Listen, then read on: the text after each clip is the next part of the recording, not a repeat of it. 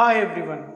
Home based digital platform management business को start करना चाहते हैं या इसको आप पहले से कर रहे हैं तो ये वीडियो आपके लिए है। मैं दीपक पटेल माय B2Bidea.com से इस वीडियो में आपको home based digital platform management business की डिटेल जानकारी दूंगा। सबसे पहले हम समझते हैं कि ये बिजनेस क्या है। तो इस बिजनेस में आप किसी क्लाइंट के social account, social digital platforms को मैनेज करते हैं, जैसे Facebook, Instagram, Twitter, YouTube channels और भी अन्य प्लेटफॉर्म्स। तो चलते हैं इस बिजनेस के इंट्रोडक्शन पार्ट पे। तो ये बिजनेस होम बेस्ड कैटेगरी में आता है। इसको महिलाएं अपने घर से आराम से कर सकते हैं। ये इसमें आप एक सर्विस दे रहे हैं तो इसको आप सर्विस बेस्ड कैटेगरी भी बोल सकते हैं। इस बिजनेस का टारगेट मार्केट क्या हो सकता है, आपको काम कहाँ से मिल सकता है, तो इसकी बात करें तो कंपनी हैं, वेबसाइट्स हैं, स्कूल हैं, कॉलेजेस हैं, यूट्यूबर हैं, ब्लॉगर्स हैं। ये सभी लोग इस प्रकार के वर्क को किसी थर्ड पार्टी से करवाते हैं क्योंकि उन्हें डेली पोस्टिंग करवानी होती है अपने इन प्लेटफॉर्म्स पे। इस प्रकार के बिजनेस में जो आपका मार्केट डिमांड है वो कैसी है, तो ये साल भर चलने वाला बिजनेस है क्योंकि जितने ज़्यादा आप सोशल डिजिटल प्लेटफॉर्म पे एक्टिव रहेंगे उतने ज़्यादा लोग आपसे कनेक्ट रहेंगे। चलते हैं इस बिजनेस के मार्केटिंग प्लान पे, क्योंकि बिजनेस की सक्सेस डिसाइड करता है आपकी मार्केटिंग पे। तो आपको सबसे पहले एक वेबसाइट बनानी चाहिए। डिजिटल मार्केटिंग प्लेटफॉर्म पे आपके खुद के पेजेस होने चाहिए, आपका खुद का एग्जिस्टेंस होना चाहिए। आप अपने कुछ ब्लॉग्स भी लिख सकते हैं, आप अपना यूट्यूब वीडियो भी बना सकते हैं। इस सब काम के बाद आपको काम कहाँ से मिलेगा, तो काम आप ले सकते हैं फीवर, अपवर्क, फ्रीलांसर जैसी वेबसाइट से, जहाँ पे आप अपनी अकाउंट बनाइए, आप वहाँ पे कुछ लोगों को सर्विस दीजिए सस्ते में और अपनी प्रोफाइल स्ट्रॉन्ग करिए, और उसके बाद फिर आप को डेली का कुछ काम या कुछ बड़े क्लाइंट मिल सकते हैं। याद रखिए, फीवर, अपवर्क या फ्रीलांसर पे आपको फॉरेनर्स मिलते हैं ज़्यादातर, और इन फॉरेनर्स की मदद से आप एक अच्छा अमाउंट हर महीने निकाल सकते हैं इस बिजनेस के थ्रू।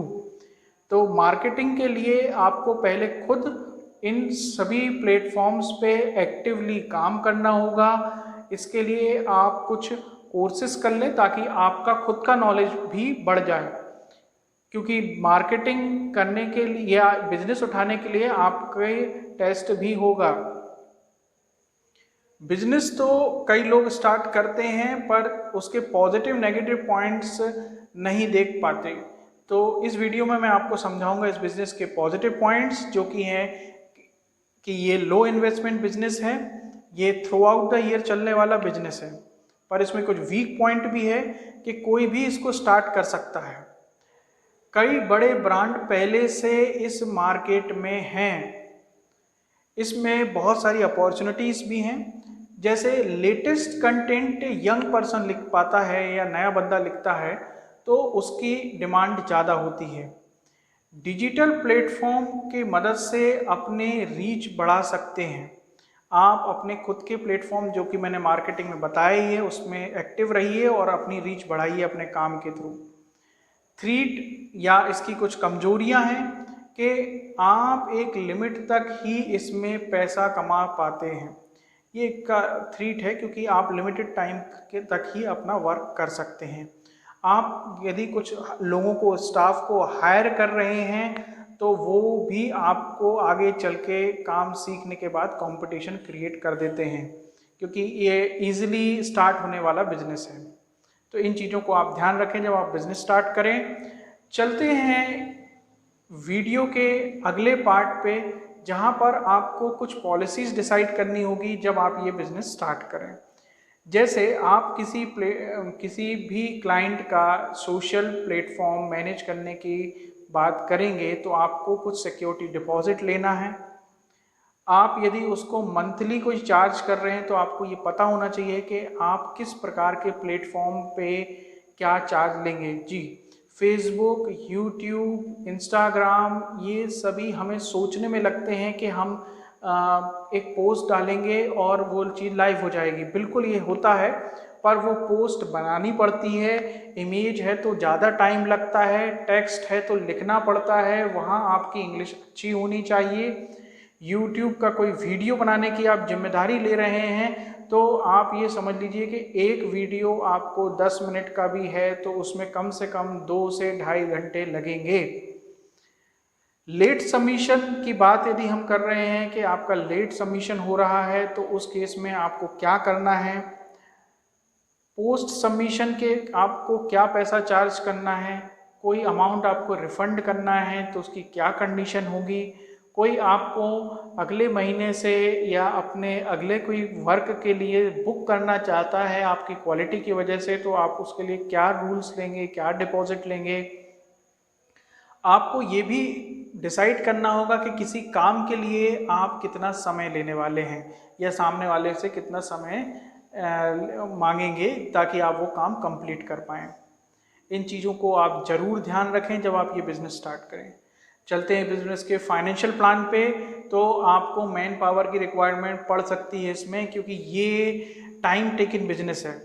जी, आप और हम सोच सकते हैं कि साहब 2 या 3 घंटे हम फेसबुक पे रोज़ लाइव रहते हैं और उसके बाद हम 2-3 घंटे में किसी का काम कर देंगे, तो बिल्कुल आप कर देंगे, पर उससे उतनी अर्निंग नहीं होगी। जब आपके क्लाइंट्स बढ़ जाएंगे तो आपको मैन पावर की रिक्वायरमेंट होगी। इम्प्लीमेंटेशन कॉस्ट की यदि हम बात कर रहे हैं तो यहाँ पर आपको कंप्यूटर देने होंगे अपने लिए या अपने स्टाफ के लिए, फर्नीचर लगेगा, इलेक्ट्रिसिटी बिल लगेगा, आपको नॉर्मल इलेक्ट्रिसिटी पे आपका काम चल जाएगा। आप अपने घर से भी स्टार्ट कर सकते हैं और स्टाफ रख रहे हैं तो आपको कुछ रेंट भी देना हो सकता है। अब इस वीडियो के सबसे बढ़िया पार्ट पे चलते हैं जो कि है ट्रिक्स, कि किस तरह से आप अपने इस बिजनेस को और आगे बढ़ा सकते हैं। तो मैं आपसे ये कहूँगा कि आप सबसे पहले स्ट्रॉन्ग पेज बनाइए, अपने खुद के चैनल्स बनाइए, अपनी खुद की वेबसाइट पे ट्रैफिक लाइए, अपनी खुद की वेबसाइट पे। इससे आपको खुद का एक्सपीरियंस भी बढ़ेगा और आप किसी भी क्लाइंट को जब वर्क दिखाएंगे तो आपका खुद का वर्क होगा तो वो ज़्यादा प्रभावित होगा। आप अपने क्लाइंट को प्रभावित करने के लिए पहले से पीपीटी बनाएं और डिजिटल कंटेंट पहले से कुछ तैयार रखें सैंपल के रूप में। किसी भी क्लाइंट को जब आप अट्रैक्ट करें तो सबसे पहले उसकी वीकनेस फाइंड आउट कर लें कि उसके उस मॉडल में या जो उसके लिए पहले से काम कर रहा है उसने क्या क्या गलतियां करी हैं, और आप उसके स्पेशल एक प्रकार से उसका होमवर्क तैयार करें ताकि वो वीकनेस उसकी हट जाए। ये आपको करना रहेगा जब आपको कोई बड़ा क्लाइंट अट्रैक्ट करना है। डिजिटल प्लेटफॉर्म पे आप क्लाइंट का भी इन्वॉल्वमेंट रखें ताकि उसे पता हो कि वो हम वाकई काम कर रहे हैं और ये एक टफ काम है। क्योंकि लोगों को ये लगता है पोस्टिंग करना बहुत आसान है, बिल्कुल आसान है जब आपका पोस्ट बना रखा हो, पर पोस्ट बनाना टफ काम है। इम्प्रूव करना है हमें ऑनलाइन कोर्सेज के थ्रू अपने आप को। स्टाफ यदि हायर कर रहे हैं तो मैं आपको ये सलाह दूंगा कि अंडर ग्रेजुएट बच्चों को ही हायर करें आप। बहुत ज़्यादा मैच्योर बच्चों को यदि आप हायर कर रहे हैं तो वो आपके लिए कंपटीशन भी क्रिएट कर सकते हैं भविष्य में। चलते हैं इस बिज़नेस के क्वेश्चन आंसर की तरफ। तो ऐसे क्वेश्चंस का सेट इस स्लाइड में हम देखने वाले हैं जो आपको आंसर्स जिनके होने चाहिए। जैसे किस प्रकार के डिजिटल प्लेटफॉर्म से आपको शुरुआत करनी चाहिए, तो मैं आपको शुरू में बस यही सलाह दूंगा कि आप जो स्टार्ट कर सकते हैं वो ट्विटर से करिए और उसके बाद फिर आप फेसबुक पे जाइए और उसके बाद ही यूट्यूब पे जाइए। टफ हैं ये अपने आप में। फिर टारगेट ऑडियंस या आपका टारगेट मार्केट, तो इसके बारे में बता चुका हूँ। अमाउंट कलेक्शन करने का आपका मीडियम क्या है ये आपको सोच के रखना होगा। मंथली कैलकुलेशन आपको ध्यान रखनी होगी कि आप किस प्रकार से किसको क्या चार्ज रख रहे हैं। कोई आपको बल्क में कुछ ऑर्डर दे रहा है, आपको बल्क में साइट्स दे रहा है, तो आपको उसके लिए कंडीशन सोच के रखनी होगी। आपके बिजनेस की खुद की मार्केटिंग के लिए भी आपको सोच के रखना होगा। आई होप इस वीडियो को देखकर आप online digital platform management business को करने के लिए काफ़ी सारे जो एंगल्स हैं मैंने इसमें एलेबोरेट किए हैं, आप हर एंगल को बड़े ध्यान से रखिए। और भी यदि कोई डाउट है तो आप हमारी वेबसाइट mybtbidea.com पे विज़िट करके अपने डाउट हमारे एक्सपर्ट कंसल्टेंट्स जो कि अच्छा एसईओ करते हैं और अपने खुद के चैनल चलाते हैं उनसे संपर्क बना सकते हैं। Thanks for